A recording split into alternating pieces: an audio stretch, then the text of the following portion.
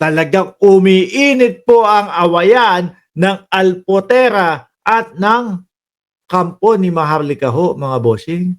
Sabi ni Simple Tokis, ang tinde ng sapak ng pusit na BP na yan. Nahilo ako mga bossing.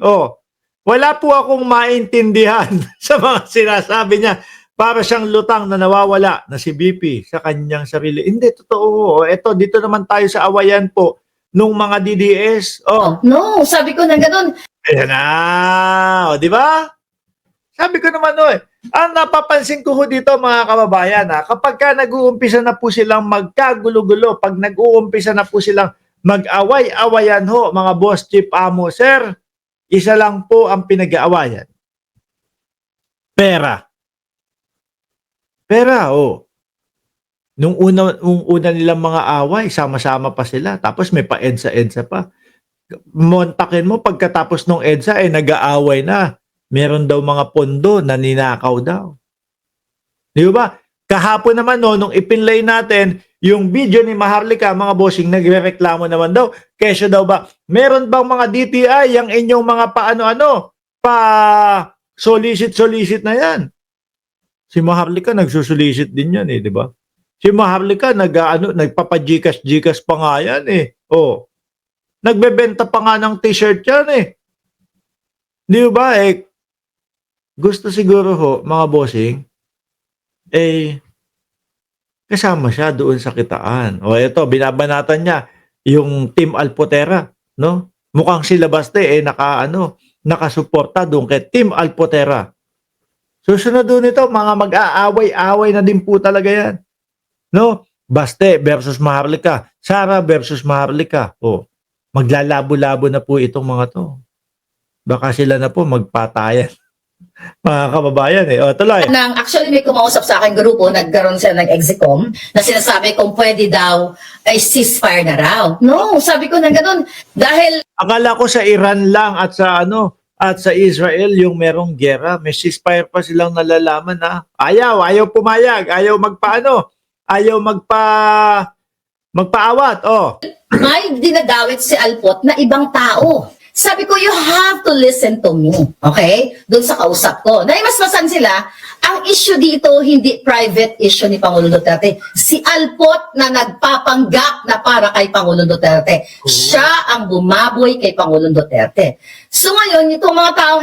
Gusto nila sila-sila lang. Di po ba? Gusto nila sila-sila lang, mga bossing. Tama ba ako? Di ba? Mga kausap ko, matataas na tao ito.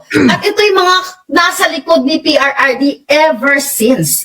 So naliwanagan sila, in-explain ko kung ano nangyari sa Hague. In-explain ko at hindi sila makapaniwala doon sa private na yon, moment na yon. Kahit i-deny ni Alpotera, kasi yan ang advice. Para po doon sa mga bago pa lang at ngayon pa lang po naririnig mga kababayan itong mga awayan nila mga bossing. Si Alpotera po ang sinasabi ni Maharlika, siya daw po ang nagpakalat ng ibong tiririt ng dating Pangulong Duterte. Pinapakalat daw po yung kulubot na tiririt po, mga bossing. Pinag-aagawan na pera ni Digong mismo ng pamilya niya. Sa kanya. So ngayon, very dilawan ang style ninyo to cancel me. Patitigilin niyo ako, tapos sila nagtutulong-tulong about it. Ayan, siya na ngayon ang kinakancel. Dati, siya yung number 1, di ba? Dati kapag vlog ni Maharlika, naku po, yung mga DDS, puntahan na po doon sa vlog ni Maharlika, mga bossing. Ngayon, siya na ang kinakancel.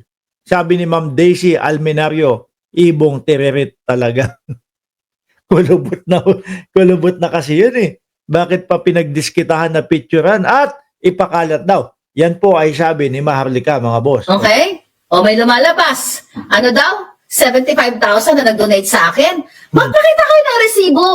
Kung may nagbigay, ano daw 75K? Pera na naman mga bossing.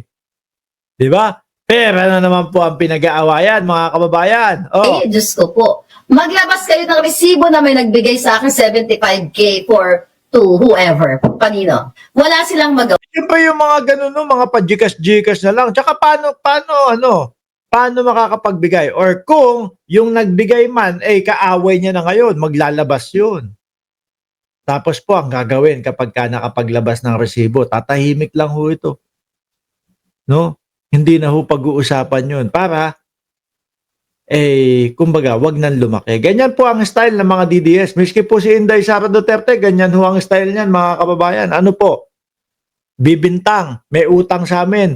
Yung mga apelyido nila, Luistro. Dahil yung asawa ko na si Manscarpio ang tumayo para maging abogado o attorney nung asawa ni Jinx Luistro. Oh. Sinagot ho yun, mga kababayan. Hanggang ngayon po, hindi na ho sumagot ang Inday Sara Duterte. Kinalimutan na. Huwag nang sagutin. Kasi lalaki pa, lalala pa. Di ba? Style nila yung mga ganyan ho. Oh. Kundi magawa ng mga account, AI account, troll account. At least yung pinapakita ko sa inyo, yung mga resibo o yung mga pinadala ng mga tao na bumili ng libro na hanggang ngayon hindi pa nakakarating. Sadali lang. Sino-sino na ba mga nagdebeb? Ba't hindi kayo magtayo ng National Bookstore? Total, ang trip nyo yata puro mga libro. Oh. Si Panort may libro. Tapos yung isang kasamahan nyo may libro din. Tapos ang sinisigaw nyo daw mahirap na ang mamamayang Pilipino. Tapos sasabihin na lang dapat ni Panort doon sa kapwa natin Pilipino na ito ang kabulastugan ng gobyernong ito, ibebenta pa, pagkakakitaan pa. Di lalong naghirap na. Kaya ho siguro hindi na uubos. Siguro ang iba style kesa bumili tayo ng libro, pakinggan na lang natin yan doon sa vlog ni Maharlika kasi nandoon naman lahat yan. Maririnig naman natin lahat. Yan doon sa vlog ni Maharlika. Di ho ba? Oo. Kaya hanggang ngayon hindi ubos yung libro. Yung nag-donate, na gamit-gamit daw ang Office of the Vice President at is legitimate yon. You know what? Mga kababayan, wala na pong Sandali. Merong mga pamamalimos na gamit ang Office of the Vice President at legit daw yun. At is legitimate yon. You know what? Mga tao na bumili ng libro. Pinapakita ko sa inyo yung mga resibo o yung mga pinadala ng mga tao na bumili ng libro na hanggang ngayon hindi pa nakakarating. Yung nag-donate, na gamit-gamit daw ang Office of the Vice President. I-analyze ko lang ha. Ang sabi, meron daw pong mga tao na bumili ng libro na nag-donate na hanggang ngayon hindi nakarating, na gamit-gamit daw po ang Office of the Vice President. Pero legit daw. At is legitimate yon. You know what? Mga kababayan, wala na pong extreme or worse na pwedeng ibato kay Maharlika. Right? Ang mga bangag, si Lisa Tas nagpakalat na pumatay ako. Meron pa. Biruin nyo mga kababayan. Ang grupo nitong mga ito, ang agenda o ang focus o ang gustong mangyari, magulo po ang gobyerno. Pero ano po ang nangyayari ngayon, mga bossing? Baliktad ho. Sila yung kinakarma. Sila po yung nagkakagulo-gulo ngayon, mga bossing. Wala pong rebat o wala pong resback sa kanila ang ating Pangulo at ang gobyerno ng Pilipinas. Kusa ho. Sila nakakarma. Sila ang nagkakagulo-gulo ho, mga bossing. Nakita niyo naman, di ba? Oh. May meron pang pinapalabas, may jowa akong congressman, di ba? Sana all. Lahat na ng kadyutahan ibinintang sa akin. Okay? Lahat na ng kasinungalingan ibinato sa akin. Nag-edit ng AI video na mayroon akong sex scandal. Meron ba nun? Hindi ko alam. Meron siyang ganon.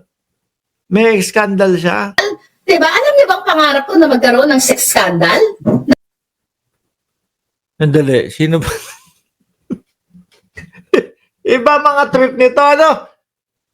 Yung vice-presidente, ang trip, pangarap APG na sinusunog. Ito naman, pangarap magkaroon ng sex scandal. Diyos ko po. Ayos yung mga trip nyo dyan, Oh, okay Yung vice-presidente, pangarap APG daw na sinusunog. Tapos ito naman, sex scandal naman ang pangarap. Dapat ginawa ko yun nung bagets-bagets pa ako, pero hindi pa naman huli ang lahat. You'll never know, baka gawin ko. O, di ba? O, di ba? At pagkaperahan ko na lang yung alindog. Tigil na ho natin to mga kababayan. Baka kung saan lang humapunta